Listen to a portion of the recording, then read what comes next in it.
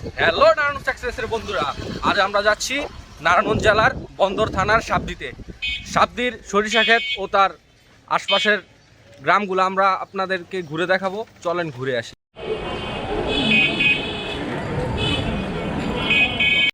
আমরা বন্দর ঘাটে এসে পড়ছি। আজকে ভিড় কম, যেহেতু শনিবার, তাই মানুষ ওরকম নেই ঘাটে। আবার বিকেলবেলা মানুষ হবে অনেক বেশি। চলেন আমরা ঘাট পার হই এখন।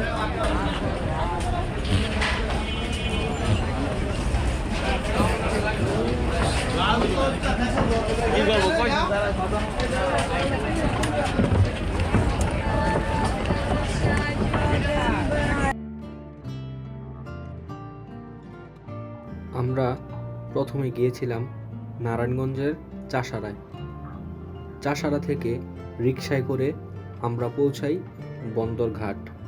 তারপর নৌকা পার হয়ে আমরা পৌঁছাই বন্দর। বন্দর থেকে আমরা রিকশায় করে পৌঁছাই আমাদের গন্তব্যস্থানে সাবদিতে। রিকশা থেকে নামার পর আমাদের চোখ আটকে যায় প্রকৃতির সৌন্দর্য দেখে। বন্ধুরা, আমরা সাবদি এসে পড়েছি। এখন আমরা ভিডিওর কাজ করব।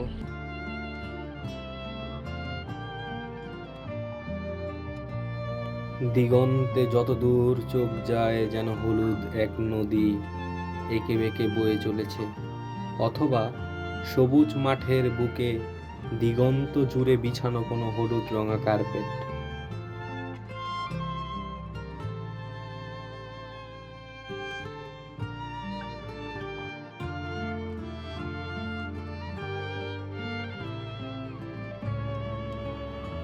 শীত আর সরিষা ফুল যেন একে অন্যের পরিপূরক। পৌষের রোদমাখা কোনো একদিনে আপনিও চলে যেতে পারেন শহর ছেড়ে একটু দূরে, যেখানে মহাসড়কের পাশেই চোখে পড়বে হলুদ সবুজের দৃশ্যপট।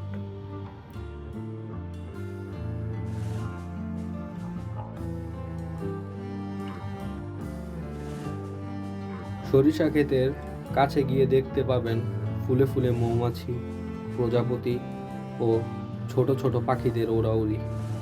ফুলের গন্ধে আবেশে চোখ বুজে মুহূর্তেই আপনি হারিয়ে যেতে পারবেন শৈশব কৈশোরে মাঠে মাঠে দুরন্তপনার দিনগুলিতে।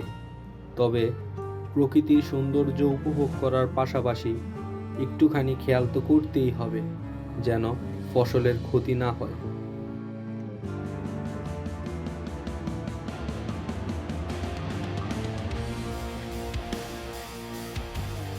ঢাকার কাছে সরিষা ফুলের আরেক রাজ্য নারায়ণগঞ্জের বন্দর থানা সাবদি। আপনারা চাইলে ঘুরে যেতে পারেন, দেখতে পারেন সৌন্দর্য, প্রকৃতির অপরূপ খেলা।